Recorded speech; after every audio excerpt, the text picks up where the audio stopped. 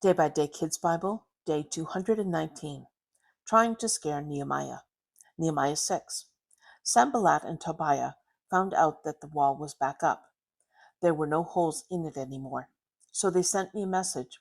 Come meet with us in one of the towns. But they were planning to hurt me. So I sent a message back to them.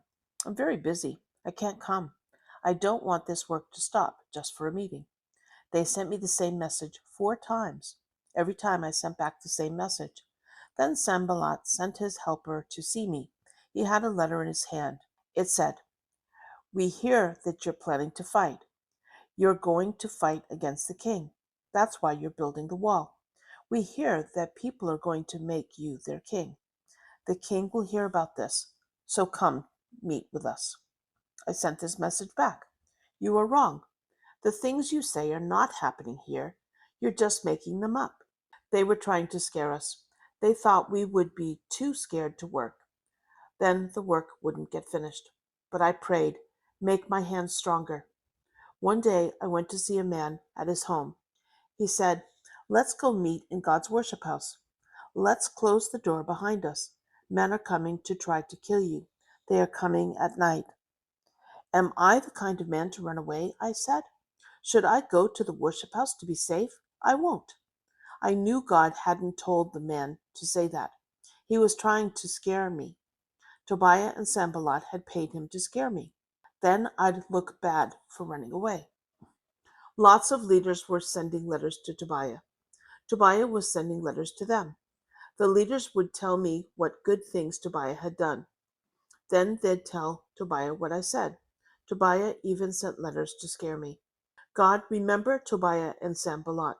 Remember what they've done. Remember the people who are trying to scare me. Soon the wall was finished. Our enemies heard about it. Then they were afraid. They stopped feeling so good about themselves. They saw that God had helped us to do this work. Gatekeepers and Singers. Nehemiah 7, 1 through 5, 11, 1 and 2. Then I chose gatekeepers and singers. I chose my brother to be in charge of Jerusalem. I chose another man to help him. I knew that this man always told the truth. He cared about God more than most men did. I said, "Don't open Jerusalem's gate until the sun is hot. Tell the gatekeepers to close the doors. Tell them to put the bars across. Choose some people to be guards." Now the city was very big. It had lots of room. But there weren't many people who lived there. All the houses hadn't been built yet. So God put a plan in my heart.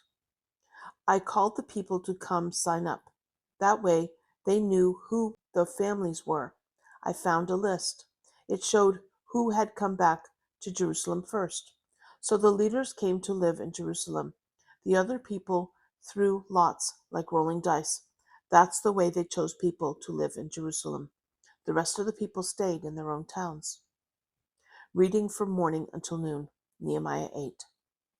Then the people got together in front of the water gate. They told Ezra to bring out Moses' law book. It had God's laws for his people in it. So Ezra brought it out. He read it out loud. He read it from early morning until noon. All the people listened carefully. Ezra stood on a high wooden stand. He opened the book. Everybody could see him because he was so high up. When Ezra opened the book, all the people stood up. Ezra praised God. The people held their hands up. They said, "Yes, yes." Then they bowed down with their faces to the ground. They worshipped God. Then men from the family of Levi taught the people. They made the law book clear. They told the people what it meant. All the people had been crying while they listened. But Nehemiah and Ezra talked to the people. "This is a special day to God. Don't cry," they said. "Go and enjoy some good food," said Nehemiah. "Go and have some sweet drinks. Share your food with others. This day is special to God. Don't cry. God's joy makes you strong." So the people left to eat and drink. They had a joyful holiday. That's because they understood the words of the law book. The next day, the leaders came together. They stood around Ezra. They listened to God's laws again. They learned that they were supposed to have a holiday of tents. It was to happen that month. So they said, "Go to the hills, get tree branches, Make tents out of them like the law book says to do. So the people went out and got tree branches. They built branch tents. Some people made tents on their roofs. Some built tents in their yards. Some built tents by the water gate. Everyone built branch tents. They lived in them for the holiday. They were very happy. Every day Ezra read from the law book. The holiday for God lasted 7 days.